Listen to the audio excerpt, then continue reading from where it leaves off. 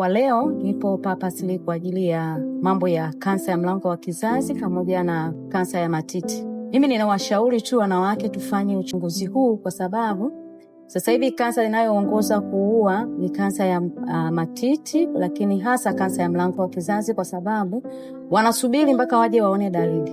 Naposema uchunguzi ina maana kwamba ni kitu ambacho unakifanyia uchunguzi kabla hujapata yale madhara. Ili kwamba tunapoona zile dalili za awali za madhara, unaweza ukapewa matibabu ili kwamba kuzuia, ili kwamba isije kawa kansa.